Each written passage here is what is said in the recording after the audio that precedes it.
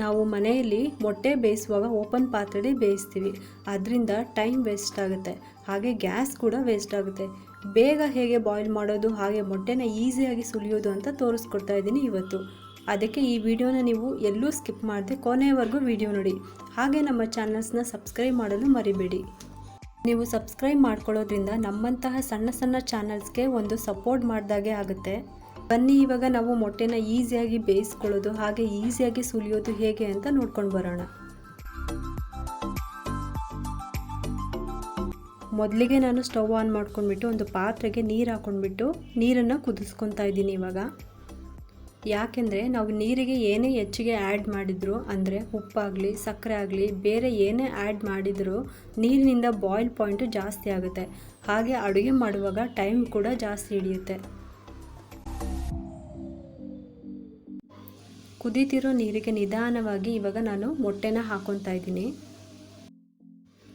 ನಾನಿಲ್ಲಿ 3 ಮೊಟ್ಟೆನ ಬೇಯಿಸ್ಕೊತಾ ಇದ್ದೀನಿ.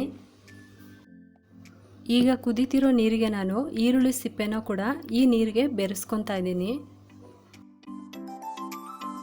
ಈರುಳ್ಳಿ ಸಿಪ್ಪೆನ ಹಾಕ್ಕೊಂಡಿದ್ದಾದಮೇಲೆ 1 ಟೇಬಲ್ ಸ್ಪೂನಷ್ಟು ಉಪ್ಪನ್ನು ಈ ಕುದಿಯೋ ನೀರಿಗೆ ನಾನು ಬೆರೆಸ್ಕೊಂಡಿದ್ದೀನಿ. ಈಗ ಈ ಪಾತ್ರೆಗೆ ನಾನು ಪ್ಲೇಟ್ನ ಮುಚ್ಚಿಬಿಟ್ಟು ಬಾಯ್ಲ್ನ ಮಾಡ್ಕೊತಾ ಇದ್ದೀನಿ. ಈ ರೀತಿ ಯಾಕಪ್ಪ ನಾನು ಮಾಡ್ತಾಯಿದ್ದೀನಿ ಅಂದರೆ, ಈ ರೀತಿ ಮಾಡೋದ್ರಿಂದ ಮೊಟ್ಟೆ ಯಾವುದೇ ಕಾರಣಕ್ಕೂ ಒಡೆದೋಗೋದಿಲ್ಲ, ಹಾಗೆ ಬೇಗನೆ ಬೇಯುತ್ತೆ ಕೂಡ. ಬೇಕ್ರಿಗಳಲ್ಲಿ ತುಂಬ ಈ ಕೇಕ್ಗೆಲ್ಲ ಮೊಟ್ಟೆಗಳನ್ನ ಬೇಯಿಸ್ಕೊತಾರೆ, ಅವರೆಲ್ಲರೂ ಕೂಡ ಇದೇ ಮೆಥಡ್ನ ಯೂಸ್ ಮಾಡೋದು. ನೆಕ್ಸ್ಟ್ ಟೈಮ್ ನೀವು ಕೂಡ ಮೊಟ್ಟೆನ ಬಾಯ್ಲ್ ಮಾಡುವಾಗ ಈ ಮೆಥಡ್ನ ಯೂಸ್ ಮಾಡಿ ನೋಡಿ, ನಿಮಗೆ ಗೊತ್ತಾಗುತ್ತೆ ಇದು ಎಷ್ಟು ಈಸಿ ಮೆಥಡ್ ಅಂತ.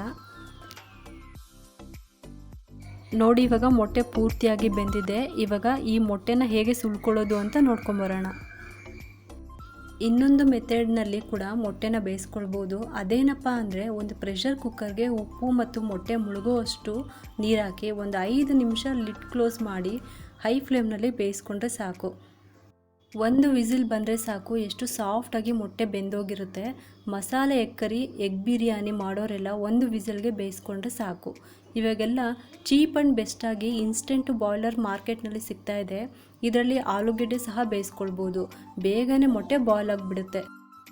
ಬಾಯ್ಲ್ಡ್ ಎಗ್ ಆಗಲಿ, ಎಗ್ ಬುಜ್ಜಿ ಆಗಲಿ, ಆಮ್ಲೆಟ್ ಆಗಲಿ ಯಾವಾಗಲೂ ಮೆಣಸಿನ ಪುಡಿನ ಜಾಸ್ತಿ ಯೂಸ್ ಮಾಡಿ, ಅಂದರೆ ಬ್ಲ್ಯಾಕ್ ಪೆಪ್ಪರ್ ಪೌಡರ್ನ ಯೂಸ್ ಮಾಡಿ. ಹೀಗೆ ಮಾಡೋದ್ರಿಂದ ಮೊಟ್ಟೆದು ಸ್ಮೆಲ್ ತುಂಬಾ ಕಡಿಮೆ ಆಗುತ್ತೆ. ಮೊಟ್ಟೆನೋ ಈಸಿಯಾಗಿ ಬೇಯಿಸ್ಕೊಂಡ್ವಿ, ಬಟ್ ಅದನ್ನು ಸುಲಭವಾಗಿ ಹೇಗೆ ಬಿಡಿಸ್ಕೊಳ್ಳೋದು ಅಂತ ನಾವಿವಾಗ ನೋಡೋಣ.